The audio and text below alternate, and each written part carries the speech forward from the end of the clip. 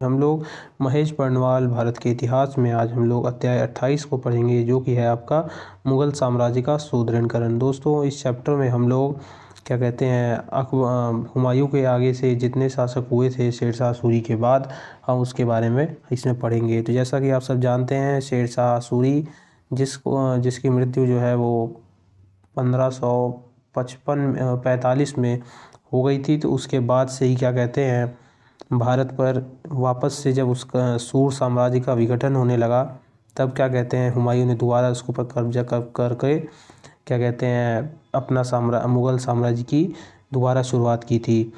और उसके बाद क्या कहते हैं, सूर साम्राज्य भी धीरे धीरे चल ही रहा था उसके साथ साथ, ठीक है, लेकिन उसका क्या कहते हैं विघटन, मतलब कि उसका पतन शुरू हो चुका था। चलिए आइए स्टार्ट करते हैं इस वीडियो को, और अकबर के बारे में इस चैप्टर में पढ़ेंगे। तो चलिए स्टार्ट करते हैं। तो अमरकोट में 1542 ईस्वी में हुमायूं की पत्नी ने अकबर को जन्म दिया, जो मुग़ल राजवंश का सबसे महान सम्राट साबित हुआ। हुमायूं की मृत्यु के समय अकबर पंजाब में कलानौर नामक स्थान में अफ़गान विद्रोहियों के खिलाफ युद्धरत मुगलिया फ़ौज की कमान संभाले हुए था। कलानौर में ही मात्र 13 साल 4 महीने की उम्र में उसके सिर पर मुगलिया वंश का ताज रख दिया गया। मुगलिया मतलब मुग़ल वंश का।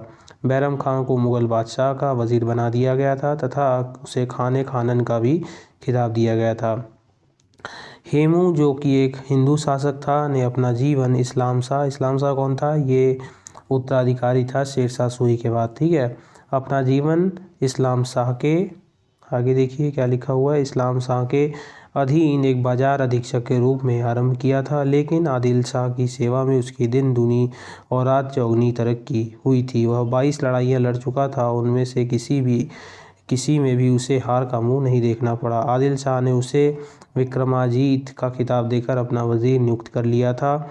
हेमू ने आगरा पर अधिकार कर लिया और 50,000 घुड़सवारों, 500 हाथियों और एक दस्ता तोपखानों के साथ दिल्ली की ओर चल पड़ा। आगे देखिए क्या लिखा हुआ है। एक घमासान लड़ाई में हेमू ने दिल्ली के निकट मुग़लों को हरा दिया और नगर पर कब्जा कर लिया। मुग़ल और हेमू के नेतृत्व में अफ़गान सेना के बीच फिर पानीपत के मैदान पर 5 नवंबर 1556 में ही भिड़ंत हुई। इसको पानीपत का द्वितीय युद्ध भी कहते हैं। तो याद रखिएगा, पानीपत में जितने भी युद्ध हुए हैं वो सभी निर्णायक रहे हैं। प्रथम युद्ध में जब बाबर और इब्राहिम लोदी के बीच में हुआ था, वो एक निर्णायक युद्ध था, क्योंकि वहीं से मुग़ल साम्राज्य की नींव थी। ये भी निर्णायक युद्ध था, क्योंकि अगर यहाँ से हेमू जीत जाता तो शायद अफ़गान साम्राज्य और हिंदू साम्राज्य कायम हो जाता, लेकिन ऐसा नहीं हुआ और अकबर इसको जीत गया था। तीसरा पानीपत युद्ध जो 1761 में हुआ था, क्या कहते हैं, मराठों और अहमद शाह अब्दाली के बीच में, अगर उसमें मराठे जीत जाते तो शायद उनका पूरे भारत पे कब्जा होता, लेकिन ऐसा नहीं हुआ। आगे चलिए। लड़ाई का रुख हेमू के ही पक्ष में था। तभी हेमू की आंख में एक तीर लगा और वह मूर्छित हो गया। नेतृत्व विहीन अफ़गान सेना पराजित हुई और हेमू को बंदी बनाकर मार डाला गया। तो दोस्तों, यहाँ से अफ़गान साम्राज्य और का अंत होता है। अब यहाँ से फिर से दोबारा मुग़ल साम्राज्य की स्थापना होगी, एक नए दौर के साथ, एक नए शासक क्या कहते हैं अकबर के रूप में। आइए, आरंभिक दौर अमीरों के साथ संघर्ष 1556 से लेकर 1567 ईस्वी के बीच में हुआ था। आइए पढ़ते हैं। बैरम खान लगभग 4 वर्षों तक साम्राज्य का सूत्रधार बना रहा। सूत्रधार मतलब कि वही जितने भी सारे काम थे वही देखता था, क्योंकि उस समय अकबर छोटा था। सर्वोच्च सत्ता का उपयोग करते हुए बैरम खान ने बहुत से शक्तिशाली व्यक्तियों को नाराज कर दिया था। छोटी छोटी बातों पर अकबर के साथ उसका मतभेद हो जाता था, जिससे बादशाह को लगने लगा कि राजकाज को दूसरे के हाथों में और अधिक दिन रहना ठीक नहीं है। अकबर ने बहुत चतुराई से काम लिया। शिकार के बहाने वह आगरा से रवाना हो गया और दिल्ली पहुंचा, और दिल्ली से एक फरमान जारी कर उसने बैरम खां को वज़ीर के पद से बर्खास्त कर दिया। बर्खास्त कर दिया उसने बैरम खां को। अकबर ने उसके सामने दरबार में या बाहर कहीं भी साम्राज्य की सेवा करने अथवा हज के लिए मक्का चले जाने का विकल्प रखा। बैरम खां ने दूसरे विकल्प को चुना, लेकिन जब वह मक्का जा रहा था तभी अहमदाबाद के निकट पाटन नामक स्थान पर एक अफ़गान ने, जिसकी उससे रंजिश थी, उसे मार डाला। रंजिश मतलब कि उससे बदला लेने के लिए। आगे चलिए। अकबर ने बैरम खां की विधवा, जो रिश्ते में उसकी बहन थी, से विवाह कर लिया। आइए, साम्राज्य का प्रारंभिक विस्तार हम पढ़ेंगे। 1556 से लेकर 1576, 20 साल के इस अंतराल के बीच में कितना बड़ा साम्राज्य खड़ा हुआ मुग़ल। उसके बारे में देखेंगे। इस काल में जो सबसे महत्वपूर्ण इलाके जीते गए वे थे मालवा और गढ़कटंगा। आइए आगे चलते हैं।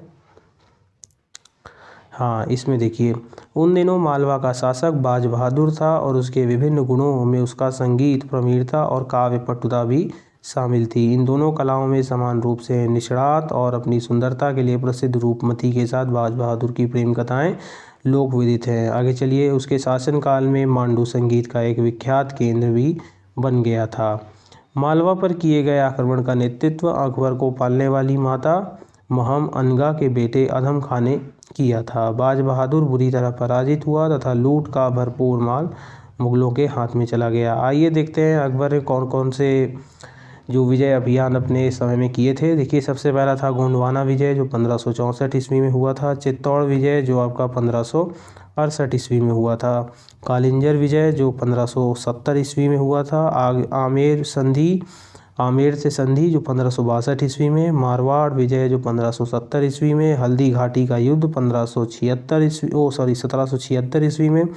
और ये 1576 होगा, ये क्या कहते हैं 1776 लिखा है क्योंकि इतना लंबा तो काल भी नहीं था अकबर का, तो यहाँ 1576 होगा, याद रखिएगा 1576 ये वाला, ठीक है। असीरगढ़ का युद्ध 1601 होगा। आगे चलिए, अधम खां और मालवा में प्रतिक्रिया हुई तथा बाज बहादुर ने अपना खोया हुआ राज्य वापस पाने में कामयाबी हासिल की। बैरम खां के विद्रोह से निपटने के बाद अकबर ने मालवा के खिलाफ दूसरी बार सेना भेजी। बाज बहादुर को मालवा छोड़कर भागना पड़ा। कुछ दिन भटकते रहने के बाद आखिर वह अकबर के दरबार में पहुंच गया और बादशाह ने उसे मनसबदार नियुक्त कर दिया। आगे चलिए, लगभग उसी समय मुगल सेना ने गढ़कटंगा राज्य को भी लौट डाला और इस राज्य में नर्मदा घाटी और आधुनिक मध्य प्रदेश का उत्तरी हिस्सा भी शामिल था। इन दोनों प्रदेशों को एक करने का श्रेय अमनदास को था, जिसका जीवन काल 15वीं सदी के उत्तरार्ध में पड़ता है। आगे चलिए, अब हम आगे देख लेते हैं। तो अमनदास ने रायसेन को जीतने में गुजरात के बहादुर शाह की मदद की थी, जिसने उसे संग्राम शाह का खिताब दिया था। गढ़कटंगा राज्य में गोंड और राजपूत सरदारों के कई छोटे छोटे इलाके भी शामिल थे। संग्राम शाह ने महोबा के प्रसिद्ध चंदेल राजघराने की एक राजकुमारी से अपने बेटे का विवाह कर अपनी स्थिति और भी सुदृढ़ कर ली थी। आगे चलिए, उसकी यह पत्नी और कोई नहीं इतिहास प्रसिद्ध रानी दुर्गावती थी और वह बहुत अच्छे निशानेबाज थी। धनुष बाण और बंदूक दोनों हथियारों के मामले में वह अत्यधिक निपुण थी। आगे चलिए, आगे पढ़ेंगे। उसने पड़ोसी राज्य से कई सफल युद्ध किए थे और इन पड़ोसियों में एक बाज बहादुर भी था। रानी की बेशुमार दौलत और अवतलित सौंदर्य की कहानियाँ सुनकर इलाहाबाद के सूबेदार असफ खां का लोभ जाग उठा। वह बुंदेलखंड की ओर 10,000 घोड़ों के लेकर चल पड़ा और रानी दुर्गावती ने असफ खां की सेना से जमकर लोहा लिया। घायल हो जाने के बाद भी वह बहादुर से लड़ती रही। उसने खुद ही छुरा घोंपकर अपनी जीवन लीला को समाप्त कर लिया था।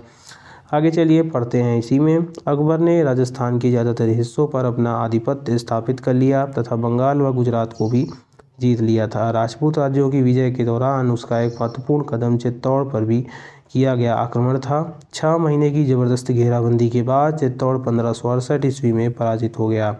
अपने सरदार के सुझाव पर किले को प्रसिद्ध योद्धा जयमल और फत्ता के जिम्मे छोड़कर राणा उदय सिंह पहाड़ियों में जा बैठा था। आगे चलिए, इसी में पढ़ेंगे हम लोग।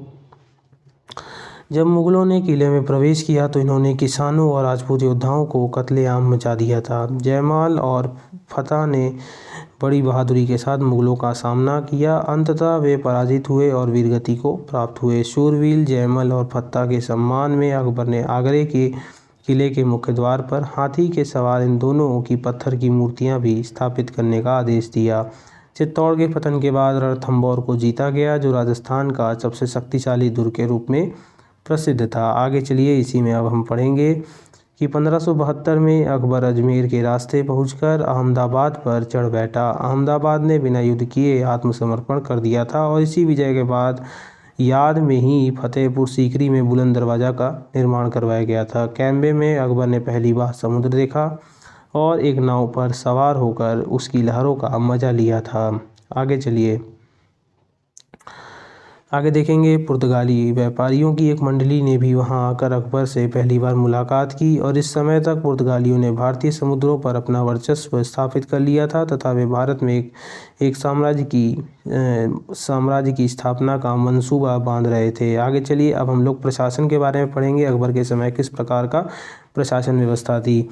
तो गुजरात विजय के बाद के एक दशक के दौरान अकबर को साम्राज्य की प्रशासनिक समस्याओं की ओर ध्यान देने का अवसर मिला था। आइए आगे चलते हैं। तो गुजरात से लौटने मतलब कब लौटा था, 1573 के बाद अकबर ने भू राजस्व व्यवस्था की ओर व्यक्तिगत रूप से ध्यान देना आरंभ किया। पूरे उत्तर भारत में किरोड़ी नाम से जाने जाने वाले अमले भर्ती किए गए थे। उनमें से प्रत्येक को 1 करोड़ दाम 2,50,000 रुपये वसूल करने की जिम्मेदारी सौंपी गई थी। आगे चलिए, आगे बढ़ेंगे। अकबर ने एक नई प्रणाली शुरू की 1580 में, जिसे 10 साला कहते हैं। ठीक है, 10 साला मतलब 10 साल के लिए। इस प्रणाली के तहत पिछले 10 साल के दौरान अलग अलग फसलों की औसत उपजों और उनकी औसत कीमतों का हिसाब लगाया जाता था और इसीलिए इसको 10 साला या 10 साला भी कहा जाता है। आगे चलिए, अब पढ़ेंगे। औसत उपज का 1/3 भाग राज्य का हिस्सा तय किया गया, लेकिन राजस्व की मांग नकद की शक्ल में सामने रखी गई। यह काम पिछले 10 सालों की औसत कीमतों की अनुसूची के आधार पर उपज में राज्य के हिस्से को नकद में तब्दील कर दिया गया। आगे चलिए, राज्य के हिस्से में पड़ने वाली 1 बीघा जमीन की उपज मन में बताई गई, लेकिन औसत कीमतों के आधार पर राज्य का हिस्सा प्रति बीघा रुपयों में तय किया गया है। आगे चलिए, इसी में पढ़ेंगे। किसान को न केवल स्थानीय उपज के आधार पर बल्कि स्थानीय कीमतों के भी आधार पर राजस्व अदा करना पड़ता था। इस प्रणाली के कई लाभ थे। जिस समय लोहे की कड़ियों से जुड़े बांस के लग्गों से बोए गए रकबे को नापा जाता था, उसी समय किसानों और राज्य दोनों को मालूम हो जाता था कि राजस्व कितना होगा। आगे चलिए, यदि सूखे, बाढ़ आदि के कारण फसलें नष्ट हो जाती थी तो किसान को भू राजस्व में छूट दी जाती थी। आगे चलिए, पैमाइश की इस प्रणाली और इस पर आधारित राजस्व निर्धारण को जब्ती कहा जाता है। 10 साला प्रणाली जब्ती प्रणाली का है और भी सुधरा रूप था। सबसे सामान्य एवं संभवतः सबसे पुरानी प्रणाली का नाम बटाई या गल्ला बख्शी था। आगे चलिए दोस्तों, आप पढ़ेंगे। इसी प्रणाली में उपज निर्धारित अनुपात में किसानों और राज्य के बीच में बांट दी जाती थी। कपास, तिलहन, गन्ना आदि की फसलों के मामले में राज्य आमतौर पर नगद अदायगी चाहता था, इसलिए उन्हें नगदी फसल भी कहा जाता था।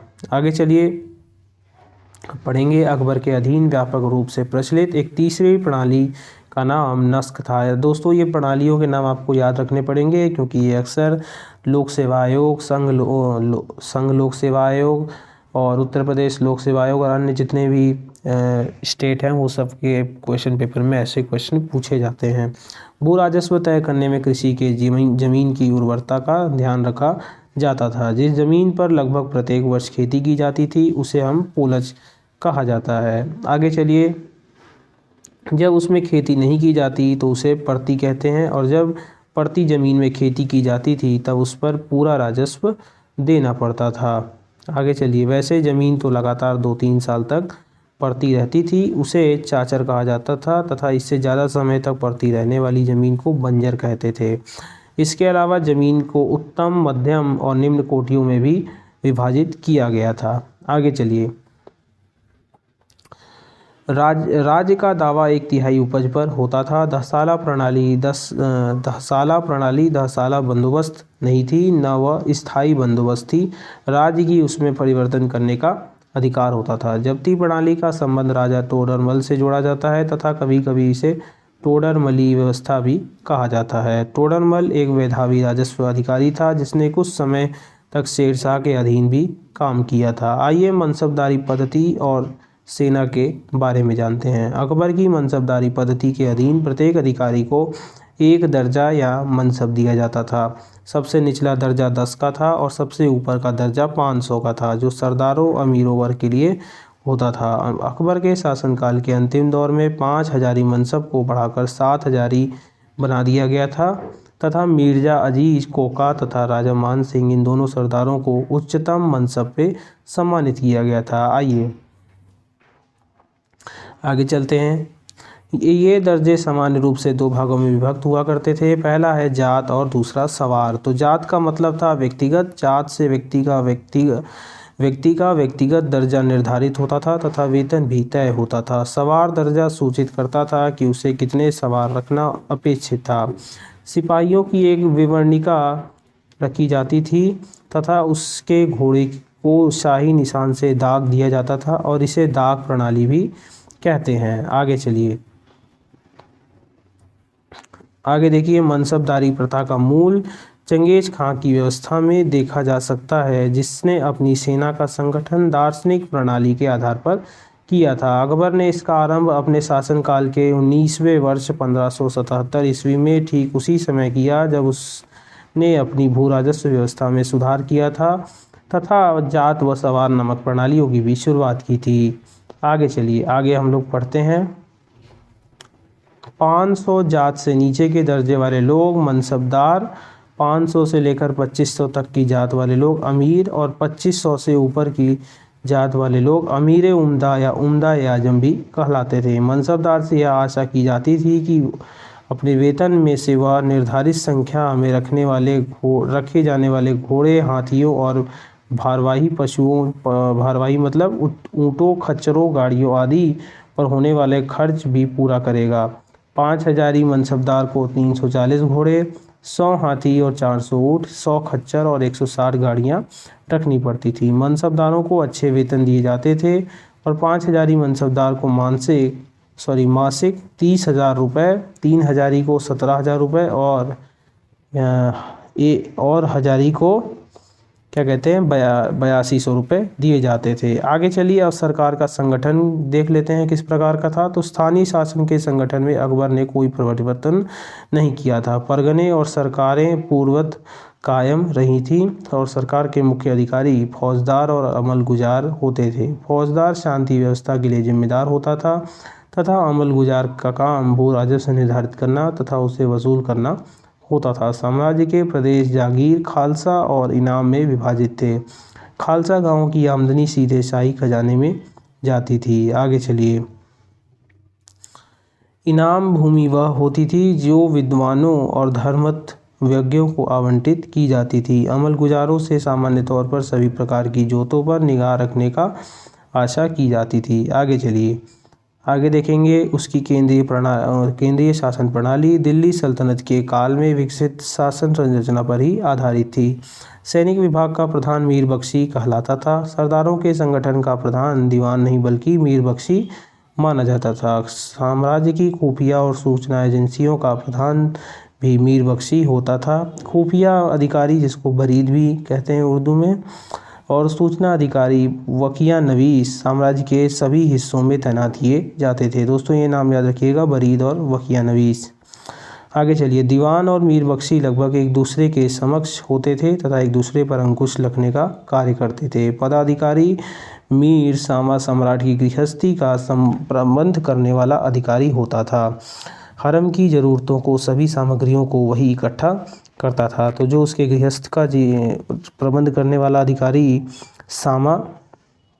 मीर सामा होता था। ठीक है, मीर सामा पदाधिकारी मीर सामा सम्राट की गृहस्थी का प्रबंध करने वाला प्रधान अधिकारी होता था और हरम की ज़रूरतों की सभी सामग्रियों को वही इकट्ठा करता था और वही उसकी व्यवस्था करता था। बहुत सी वस्तुएं सामान शाही कर्मशालाओं की देखरेख में बनाए जाते थे, जिन्हें क्या कहते थे, कारखाना कहते थे। आगे चलिए, आगे राज दरबार में शिष्टाचार का पालन, शाही अंगरक्षकों का नियंत्रण आदि इसी अधिकारी की देखरेख में हुआ करते थे। न्याय विभाग का प्रधान आला काजी होता था और 1580 ईस्वी में अकबर ने अपने साम्राज्य को 12 सूबों में बांट दिया था। कौन कौन से थे ये सूबे? बंगाल, बिहार, इलाहाबाद, अवध, आगरा, दिल्ली, लाहौर, मुल्तान, काबुल, अजमेर, मालवा और गुजरात। प्रत्येक सूबे में एक एक सूबेदार, दीवान बख्शी, सदर, काजी और वकिया नवीस नियुक्त किया गया था। आगे चलिए, आगे पढ़ेंगे राजपूतों से संबंध। आइए अब हम पढ़ेंगे राजपूतों से किस प्रकार के संबंध थे अकबर के। आइए, अकबर के गद्दी पर बैठते ही आमेर का राजा भरमाल उसके दरबार में आया था। भरमाल ने व्यक्तिगत रूप से अकबर से मिलकर उसके प्रति अपना सम्मान प्रकट किया और अपनी छोटी लड़की हरका बाई का विवाह अकबर से कर उसके साथ अपनी संधि को पुख्ता किया। अकबर की राजपूत नीति के साथ उसकी धार्मिक सहिष्णुता की नीति का भी सुखद संयोग था। आगे चलिए, तो 1564 में उसने जजिया कर समाप्त कर दिया था। इम्पोर्टेंट है, याद रखिएगा। अकबर ने तीर्थ कर इससे पहले ही समाप्त कर दिया था। ठीक है, तीर्थ कर पहले ही समाप्त कर दिया था, इसके बाद क्या किया, जजिया कर। तो इसी प्रकार युद्ध बंदियों को ज़बरदस्ती मुसलमान बनाने के चलन को भी समाप्त कर दिया गया था और जैसलमेर और बीकानेर के राजाओं ने भी अकबर से वैवाहिक संबंध स्थापित किए थे। आगे चलिए, एकमात्र राज्य मुगल प्रभुता स्वीकार न करने की जिद पर अड़ा हुआ था, वह था मेवाड़। उदयपुर और पहाड़ी इलाका जो मेवाड़ के बृहत्तर भाग थे, महाराणा प्रताप के नियंत्रण में थे। आगे चलिए, आगे हम पढ़ेंगे।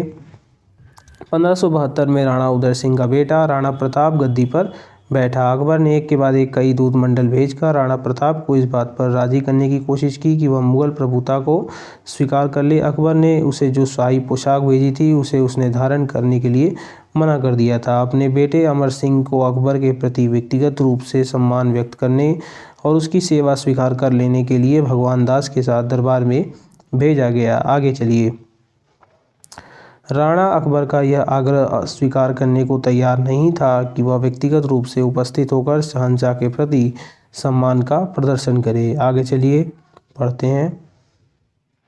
हाँ दोस्तों, आगे चलिए। 1576 ईस्वी के आरंभ में अकबर अजमेर पहुंचा और मान सिंह को 5000 की एक फौज लेकर राणा प्रताप पर आक्रमण करने को काम सौंपा। ठीक है, राणा की इस तात्कालीन राजधानी कुंभलगढ़ तक जाने वाले रास्ते पर पड़ने वाले तंग घाटी में, जो कि हल्दी घाटी के नाम से जानी जाती थी, दोनों पक्षों के बीच में घमासान लड़ाई हुई।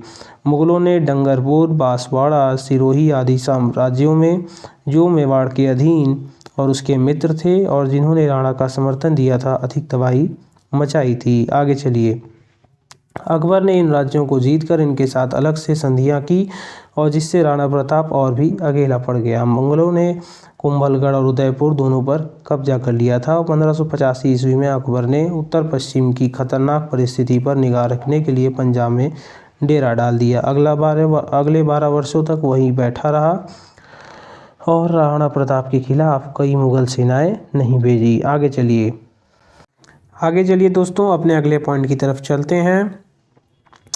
तो जब 12 वर्षों तक कोई मुगल सेना नहीं भेजी गई तो राणा प्रताप को एक अच्छा अवसर मिल गया। राणा प्रताप ने कई प्रदेशों पर फिर से जीत कायम कर लिया और कुंभलगढ़ और चित्तौड़ के आसपास के इलाके भी शामिल थे। ठीक है, राणा प्रताप ने कई प्रदेशों पर फिर से कब्जा कर लिया, जिनमें कुंभलगढ़ और चित्तौड़ के आसपास के इलाके भी शामिल थे। इस दौर में उसने आधुनिक डूंगरपुर के निकट चावंड में एक नई राजधानी बसाई थी और 1597 ईस्वी में मात्र 51 वर्ष की आयु में राणा प्रताप की मृत्यु हो गई थी। आगे चलिए, आगे हम जानेंगे। अकबर की राजपूत नीति मुगल साम्राज्य और राजपूतों दोनों के लिए लाभदायक सिद्ध हुई। राजपूतों से मित्रता के फलस्वरूप मुगल साम्राज्य को भारत के सबसे दुर्धर्ष योद्धाओं की सेवा भी प्राप्त हुई थी। साम्राज्य की सुदृढ़ बनाने और उसका विस्तार करने में राजपूतों की अविचल निष्ठा का योगदान महत्वपूर्ण था। आगे चलिए, अब हम देखेंगे एकीकरण की ओर, इस टॉपिक को पढ़ेंगे। अकबर ने जो चंद शुरुआती कदम उठाए उनमें से एक यह था कि उसने मुस्लिम राज्य में गैर मुसलमानों पर लगाए जाने वाले जजिया नामक व्यक्तिगत कर को समाप्त कर दिया। अकबर ने प्रयाग, बनारस आदि पवित्र स्थलों में स्नान करने के लिए जाने वाले लोगों पर लगाया जाने वाला तीर्थकर भी समाप्त कर दिया था। आगे चलिए, पढ़ेंगे कौन कौन से और कार्य थे। उसने युद्धबंदियों को जबरदस्ती मुसलमान बनाने का रिवाज भी मिटा दिया था और सुयोग्य हिंदुओं को सरदारों के वर्ग में स्थान देकर साम्राज्य के उदार सिद्धांतों को मजबूत किया था। आगे चलिए, आरंभ से ही धर्म और दर्शन में अकबर की गहरी रुचि थी। 1575 ईस्वी में अकबर ने नई राजधानी फतेहपुर सीकरी में एक बड़ा कक्ष बनवाया, जिसे इबादत खाना और प्रार्थना कक्ष भी कहा जाता है। इबादत खाने में वह धर्मत्व यज्ञों, रहस्यवादियों और अपने दरबार के जाने माने विद्वानों और बौद्धिक जनों की गोष्ठियों का आयोजित करवाता था। आगे चलिए, इसके अनुसार अकबर ने इबादत खाने के द्वार सभी के लिए खोल दिए और इबादत खाना न केवल ईसाइयों, जरथुस्त्रियों, हिंदुओं और जैनों के लिए बल्कि नास्तिकों तक के लिए भी खुला था। तो 1579 से लेकर 1580 में पूर्व में एक विद्रोह भड़क उठा और काजियों ने कई फतवे भी जारी कर अकबर को काफिर घोषित कर दिया था। आगे चलिए, मुल्लाओं के मुकाबले अपनी स्थिति को और भी मजबूत करने के लिए अकबर ने महजर या घोषणा जारी की और 1582 में अकबर ने इबादत खाने में बहसों का सिलसिला बंद कर दिया। आगे चलिए, इस बात का कोई सबूत नहीं मिलता कि अकबर ने किसी नए धर्म की घोषणा की थी। आगे चलिए, इसके लिए अबुल फजल और बदायूं ने तौहीद इलाही शब्द का प्रयोग किया है, जिसका मतलब है एक ईश्वरवाद। इसके साथ दीन अर्थात धर्म शब्द 80 साल बाद जोड़ा गया और तौहीद इलाही वास्तव में सूफी मत जैसा एक पंथ था। अधिकांश इसके सदस्य बन गए और दीक्षा का दिन रविवार होता था। नवदीक्षित व्यक्ति अपना सिर सम्राट के चरणों में रख देता था। वह उससे प्यार से उठाकर उसे एक मंत्र देता, जिसे सूफियों की भाषा में शास्त्र भी कहते हैं। आगे चलिए, इसमें अकबर का प्रिय सिद्धांत या सूत्र अल्लाह अकबर या अल्लाह महान है शामिल था। बदायूनी कहता है कि सदस्यों की निष्ठा की 4 अवस्थाएं हुआ करती थी: संपत्ति का अर्पण, जीवन का अर्पण, सम्मान का अर्पण और धर्म का अर्पण। ये 4 क्या कहते हैं अवस्थाएं होती थी। आगे चलिए, अकबर ने विभिन्न धर्मों के बीच सुलहकुल या शांति तथा मेलजोल पर और तरीकों से भी दबाव देने की कोशिश की थी। उसने संस्कृत, अरबी, ग्रीक आदि की कृतियों का फारसी में अनुवाद करवाने के लिए एक विशाल अनुवाद विभाग भी स्थापित किया था। सबसे पहले सिंहासन, बत्तीसी, अथर्ववेद और बाइबिल का अनुवाद आरंभ किया गया। उसके बाद महाभारत, रामायण और गीता का अनुवाद भी शुरू करवा दिया गया। आगे चलिए, तो पंचतंत्र और भूगोल से संबंधित कई रचनाओं का भी अनुवाद किया गया और शायद सबसे पहली बार कुरान का भी अनुवाद किया गया था। अकबर ने कई सामाजिक और शैक्षणिक सुधार भी किए।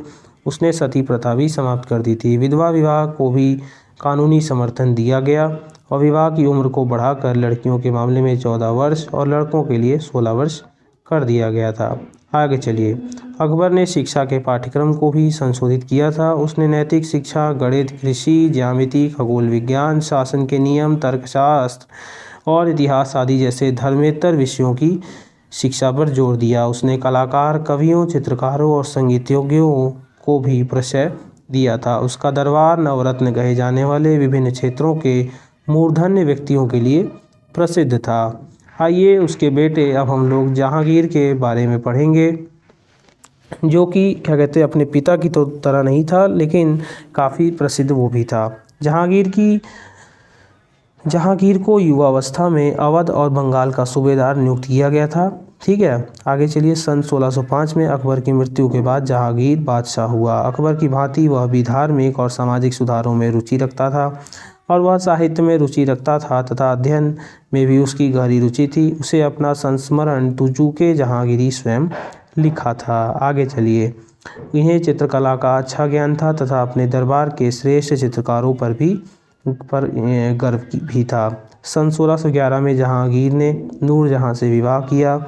वह एक सुंदर और बुद्धिमान स्त्री थी। गुलाब से इत्र बनाने की विधि का आविष्कार नूरजहां की माँ असमत बेगम ने किया था। उसी ने इस विधि को अपनी पुत्री नूरजहां को बताया था। अब हम जानेंगे नूरजहां के गुट के बारे में, किस प्रकार से उसने। आइए आगे हम लोग नूरजहां के गुट के बारे में पढ़ेंगे। और नूरजहां का गुट क्या था, जो एक उसी के द्वारा चलाया जाने वाला एक उसके पति के अंदर में एक बहुत बड़ा मतलब कई लोगों का ग्रुप था। आइए उसी के बारे में पढ़ते हैं। अपने विवाह के कुछ ही वर्षों पश्चात नूरजहां ने अपना दल बना लिया था, जिसे नूरजहां गुट या जूता गुट, जनता गुट भी नाम से पुकारा जाता था। इस गुट में नूरजहां, उसके पिता एतमाउद्दौला, माता असमत बेगम, उसका भाई असफ खां व शहजादा खुर्रम भी शामिल थे। इस दल का प्रमुख 1622 तक स्थापित रहा। जहांगीर बहुत समय तक बीमार रहा और इस बीच नूरजहां ने ही इसके कार्य को संभाला और साम्राज्य का प्रबंध चलाया था। प्रत्येक महत्वपूर्ण कार्य में जहांगीर उसकी राय लिया करता था। आगे चलिए, आगे हम पढ़ेंगे इसी के बारे में। तो वह इतनी शक्तिशाली हो गई कि राज्य के सिक्कों में जहांगीर के नाम के साथ उसका नाम भी लिखा जाने लगा। जहांगीर ने सिखों के 5वें गुरु अर्जुन देव को शहजादे खुसरो की सहायता करने के कारण फांसी करवा दी थी। जहांगीर ने बंगाल पर मुगलों के अधिकार को प्रभावशाली बनाया और अकबर का मेवाड़ के महाराणा से आरंभ में जो संघर्ष हुआ था उसको समाप्त कर दिया गया। जहांगीर ने राजपूतों के साथ वैवाहिक संबंध स्थापित करने की अपनी पिता की नीति को भी जारी रखा और सर्वप्रथम 1608 में कैप्टन विलियम हॉकिंस इंग्लैंड के राजा जेम्स प्रथम के दूत के रूप में सम्राट अकबर के नाम पत्र लेकर जहांगीर के दरबार में उपस्थित हुआ। और हॉकिंस जो था तुर्की और फारसी भाषा का एक अच्छा जानकार था। आगे चलिए, जहांगीर ने 1612 ईस्वी में अपने राज्याभिषेक के 7वें वर्ष प्रथम बार रक्षाबंधन का त्यौहार मनाया और अपनी कलाई पर राखी बंधवाई। और जहांगीर इसे निगाह-ए-दहशत कहता था। उसने हॉकिंस को 400 मनसब तथा फिरंगी खां मतलब इंग्लिश खां की उपाधि से सम्मानित किया और वह 3 वर्ष तक मुगल दरबार में रहा, किंतु पुर्तगालियों के षड्यंत्र के कारण जहांगीर से विशेषाधिकार पाने में असफल रहा। हॉकिंस के पश्चात जेम्स प्रथम का दूसरा दूत पॉल केनिंग था, जो 1612 में उसका पत्र लेकर मुगल दरबार में उपस्थित हुआ, किंतु उसे भी सफलता नहीं मिली। आगे चलिए, आगे हम पढ़ेंगे इसी में 1615 ईस्वी में तीसरे अंग्रेज दूत के रूप में विलियम एडवर्ड जेम्स प्रथम का पत्र लेकर बादशाह की सेवा में उपस्थित हुआ। आगे चलिए, जहांगीर के शासनकाल में ही इंग्लैंड के बादशाह ने सर टॉमस रो को आगरा के दरबार में अपना राजदूत बनाकर भेजा था। सर टॉमस ने जहांगीर के साथ एक व्यापारिक संधि करने का प्रयत्न किया, परंतु जहांगीर इसके लिए राजी नहीं हुआ। सर टॉमस 3 वर्ष तक आगरा में रहा। उसने मुगल दरबार के जीवन का बहुत सजीव वर्णन भी किया है।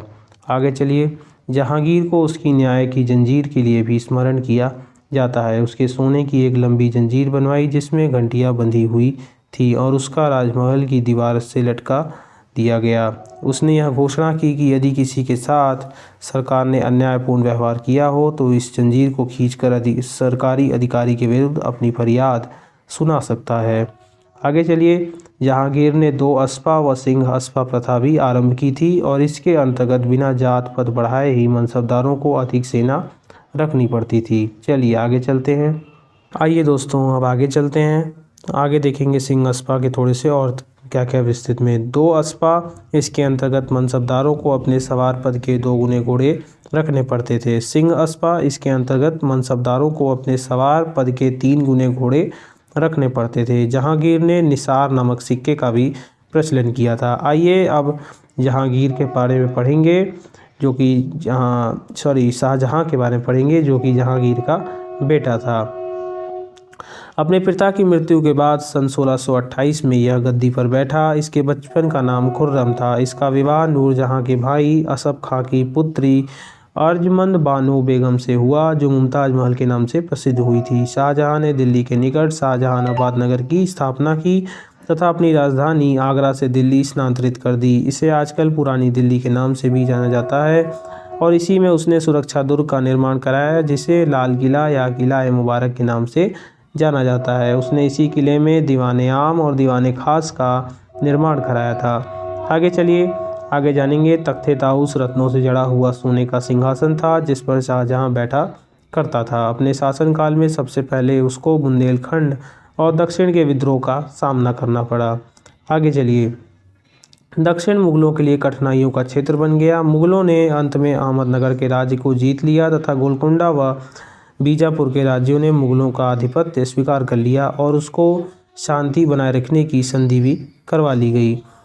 आगे चलिए, शाहजहां ने अपने पुत्र शहजादा औरंगजेब को दक्षिण का सूबेदार बनाया था और दक्षिण की समस्याओं को हल करने के लिए शाहजहां का ध्यान उत्तर पश्चिम की ओर आकर्षित हुआ। उसने उत्तर पश्चिम सीमा को सुरक्षित करने के लिए मध्य एशिया के बल्ख और बदखशा में अपनी सेनाएं भेजी थी। आगे चलिए, शाहजहां ने ईरान के बादशाह से कंधार को पुनः जीत लिया था, पर वह फिर उसके हाथ से निकल गया। उसने फिर 3 बार उस नगर पर अधिकार करने का प्रयत्न किया, पर प्रत्येक बार वह असफल रहा। आगे चलिए, पुर्तगाली लोग हुगली को केंद्र बनाकर बंगाल की खाड़ी में समुद्री डकैती करते थे। मुगल सेनाओं ने उनको हुगली से भी निकाल दिया था। आगे चलिए, 1657 में शाहजहां बीमार पड़ा तथा उसके 4 पुत्र सिंहासन प्राप्त करने के लिए परस्पर युद्ध करने लगे। इस युद्ध में औरंगजेब की विजय हुई और उसने अपने पिता को आगरा के किले में कैद करवा लिया। इस किले से शाहजहां ताजमहल को देख सकता था तथा अपनी पत्नी मुमताज़ महल को याद कर सकता था। शाहजहां ने आगरा में मोती मस्जिद और दिल्ली में जामा मस्जिद का भी निर्माण कराया था। शाहजहां के शासनकाल को द्वितीय स्वर्णकाल भी कहा जाता है। याद रखिएगा, मोस्ट इम्पॉर्टेंट क्वेश्चन ये है। जब 1666 में उसकी मृत्यु हो गई तब उसको भी ताजमहल में उसकी पत्नी के बगल में ही दफना दिया गया। शाहजहां के पुत्र द्वारा शिको, शुजा, औरंगजेब व मुराद थे। दारा शिको एक विद्वान व्यक्ति था। उसने उपनिषदों का फारसी में भी अनुवाद करवाया था। आगे चलिए। शाहजहां के बीमार होने पर उसके पुत्रों में उत्तराधिकार प्राप्त करने के लिए भी युद्ध हो गए थे। 1636-37 में शाहजहां ने सिजदा प्रथा को समाप्त कर दिया और उसके स्थान पर चहार तस्लीम की प्रथा प्रारंभ की। 1634 ईस्वी में शाहजहां ने यह आदेश दिया कि यदि कोई हिंदू इस्लाम धर्म स्वीकार करता है तो उसे अपनी पैतृक संपत्ति में हिस्सा मिल जाएगा। इसके अतिरिक्त उसने मुस्लिम लड़की के हिंदू पुरुष से विवाह कर प्रतिबंध लगा दिया और हिंदुओं पर तीर्थ यात्रा कर पुनः लगा दिया, किंतु काशी के कविंद्राचार्य की प्रार्थना पर काशी में उसे हटा दिया गया था। आगे चलिए, इसी में हम लोग आगे चलिए दोस्तों, आगे पढ़ते हैं। खंबात के नागरिकों की प्रार्थना पर उसने गोवध को निषेध कर दिया। उसने अहमदाबाद के चिंतामणि मंदिर का भी जीर्णोद्धार करवाया था। दारा ने स्वयं अपनी देखरेख में संस्कृत ग्रंथ भगवद गीता और वशिष्ठ उपनिषद का फारसी में अनुवाद कराया। शाहजहां के काल में सुंदरदास, चिंतामणि और कविंद्राचार्य हिंदी के महान विद्वान कवि थे। आगे चलिए। आगे संस्कृत का एक महान कवि जगन्नाथ था जिसे शाहजहां ने महाकवि राय की उपाधि प्रदान की थी। आइए शाहजहां के बेटे औरंगजेब के बारे में पढ़ेंगे, जो कि एक कट्टर इस्लाम शासक था। औरंगजेब ने अपनी सभी भाइयों को सफलता के साथ पराजित किया तथा 1658 में सिंहासन पर अधिकार कर लिया। औरंगजेब आलमगीर के नाम से सिंहासन पर बैठा। उसने लगभग 50 वर्षों तक शासन किया और उसका शासन कठिनाइयों था। सम्राट बनने के उपरांत औरंगजेब ने जनता के आर्थिक कष्टों के निवारण हेतु राहदारी, आंतरिक पारगमन शुल्क और पानदारी व्यापारिक चुंगियों को ही समाप्त कर दिया था। आगे चलिए। उसने उलेमा वर्ग की सलाह के अनुसार इस्लामी परंपरा के अनुसार शासन किया। उसने नौरोज़ उत्सव और झरोखा दर्शन अकबर द्वारा प्रारंभ को समाप्त कर दिया था। आगे चलिए, आगे इसी पढ़ते हैं। आइए आगे देखेंगे। उसने राज्य की गैर मुस्लिम जनता पर पुनः जजिया कर लगा दिया था। औरंगजेब ने हिंदू त्योहारों को सार्वजनिक रूप से मनाए जाने पर प्रतिबंध लगा दिया था। आगे चलिए। उसने राज्य में सार्वजनिक नृत्य व संगीत पर भी प्रतिबंध लगा दिया। यद्यपि व्यक्तिगत जीवन में वह स्वयं एक कुशल वीणा वादक था। अपने व्यक्तिगत चारित्रिक गुणों के कारण औरंगजेब को जिंदा पीर के नाम से भी जाना जाता है। आगे चलिए। औरंगजेब के शासनकाल में मुगल साम्राज्य का सबसे अधिक विस्तार हुआ। वह लगभग संपूर्ण भारत पर शासन करता था। पूना और कोंकण के आसपास का क्षेत्र पहाड़ी है और उसी क्षेत्र में मराठे शक्तिशाली थे। छापामार गुरिल्ला युद्ध प्रणाली को अपनाकर वे मुगल सेनाओं को भी परेशान करने में सफल होते थे। आगे चलिए। शिवाजी सबसे अधिक शक्तिशाली मराठा सरदार थे। उसके पिता बीजापुर के शासक के अधीन सेना में अधिकारी थे। बीजापुर की शक्तिहीन होता देखकर उसने अपने को स्वतंत्र बनाने का प्रयत्न कर लिया। बीजापुर के शासक ने अपने सेनापति अफजल खां को शिवाजी के विरुद्ध युद्ध करने को भेजा और किंतु शिवाजी ने उसे ही मार डाला। आगे चलिए। औरंगजेब ने अपने अधिकारी जयसिंह को शिवाजी के विरुद्ध युद्ध करने के लिए भेजा और जयसिंह ने समझा बुझाकर शिवाजी को राजी कर लिया कि वह उसके साथ औरंगजेब के दरबार में चले। शिवाजी के स्वतंत्र व्यवहार से औरंगजेब असंतुष्ट हो गया तथा उसने शिवाजी को कैद कर लिया। शिवाजी चालाकी से कैद से बाहर निकला। आगे चलिए। उसने अपने को मराठा साम्राज्य का स्वतंत्र शासक घोषित कर दिया तथा सन 1674 में वह राज सिंहासन पर बैठा। सन 1680 में अपनी मृत्यु के पूर्व के 6 वर्षों में वह शक्तिशाली मराठा राज्य को स्थापित करने में सफल हुआ। आगे चलिए। शिवाजी के उत्तराधिकारी अयोग्य शासक थे। इनमें से केवल रानी ताराबाई, जो अपने छोटे पुत्र की संरक्षक थी, बस वही योग्य थी। औरंगजेब की मृत्यु के बाद मराठों ने अपने राज्य को तेजी से विस्तार किया तथा उनका राज्य भारत का सबसे शक्तिशाली राज्य बन गया था। आगे चलिए, अब मुगल साम्राज्य के में होने वाले अन्य विद्रोहों के बारे में हम लोग पढ़ेंगे। आगे चलिए दोस्तों, मुगल साम्राज्य में होने वाले अन्य विद्रोहों के बारे में पढ़ेंगे। औरंगजेब के शासनकाल में मुगल साम्राज्य में अनेक विद्रोह हुए थे। मथुरा जिले में जाटों ने भी विद्रोह किया। बीजापुर और गोलकुंडा के घेरे वर्षों तक चलते रहे। अंत में ये दोनों राज्य सन 1686-87 में मुगल साम्राज्य में मिला लिए गए। औरंगजेब का राजपूतों के साथ भी संघर्ष आरंभ हो गया। राजस्थान के दो प्रमुख राज्यों मेवाड़ और मारवाड़ के शासक औरंगजेब के विरोधी बन गए। आइए सिख संप्रदाय के बारे में देखेंगे। सिख संप्रदाय गुरु नानक द्वारा स्थापित किए गए नए धर्म के अनुयायी सिख थे। गुरु नानक के पश्चात इस धर्म में एक के बाद एक 9 गुरु हुए थे। आरंभिक गुरुओं का ध्यान केवल धार्मिक पहलू पर ही केंद्रित था, किंतु धीरे धीरे सिखों के गुरु उनके सैनिक नेता भी बनने लगे। सिखों की शक्ति लगातार बढ़ रही थी और इस बढ़ती हुई शक्ति को रोकने के लिए मुगल प्रशासन ने 1675 में गुरु तेग बहादुर को फांसी का हुक्म दिया था। 10वें गुरु गोविंद सिंह ने सिखों को सैनिक के रूप में संगठन आरंभ किया और उनको मुगल सेनाओं के विरुद्ध युद्ध करने को तैयार किया था। आगे चलिए, अब सिखों के लिए खालसा शब्द का प्रयोग किया जाने लगा, जिसका अर्थ है शुद्ध। गुरु गोविंद सिंह के नेतृत्व में अब उनके सैनिक दल बन गए। मराठा के समान सिखों ने भी अनेक स्थानों पर आक्रमण किए। औरंगजेब के शासनकाल में मराठों की भांति सिख स्वतंत्र राज्य स्थापना नहीं कर सके। आगे चलिए, मुगल साम्राज्य अब इतना शक्तिशाली नहीं रह गया था कि वह सिखों के विद्रोह का दमन कर सके। आइए पुर्तगालियों और अंग्रेज़ों के बारे में पढ़ेंगे, क्योंकि औरंगजेब की मृत्यु होते होते पुर्तगालियों का भारत से सफाया हो चुका था, लेकिन अंग्रेज़ों की शुरुआत और काफ़ी हद तक शुरुआत हो चुकी थी। आगे चलिए, पुर्तगालियों और अंग्रेज़ों ने भी औरंगजेब के लिए समस्याएं उत्पन्न की। पुर्तगाली समुद्र डाकुओं ने बंगाल की खाड़ी में जहाज़ों के लूटने का कार्य फिर से आरंभ कर दिया। उन्होंने चटगांव को अपना केंद्र बनाया और उनके विरुद्ध युद्ध करने के लिए औरंगजेब ने अपनी सेना भेजी।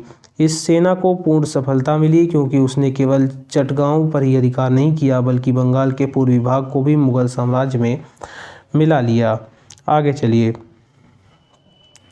पश्चिमी समुद्र तट पर इस समय अंग्रेज समुद्री डाकू उपद्रव कर चुके थे। वे भारतीय जहाज़ों को लूट लेते थे। सूरत में अंग्रेज़ों का एक कारखाना था और वहीं से अंग्रेज़ लोग व्यापार करते थे। औरंगजेब के शासनकाल के अंतिम दिनों में मुगल साम्राज्य उतना शक्तिशाली नहीं रह गया था जितना वह अकबर के शासनकाल में शक्तिशाली था।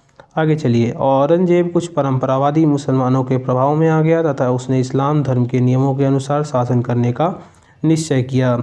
उसकी यह नीति उसके पूर्वजों की शासन नीति से भिन्न थी। औरंगजेब एक परंपरावादी मुसलमान बन गया था तथा वह अपने धार्मिक सिद्धांतों के प्रति पूर्ण निष्ठावान हो गया था। वह दरबार के विलासितापूर्ण जीवन से विरक्त हो गया, धार्मिक विश्वासों पर आधारित सादा जीवन व्यतीत करने लगा था।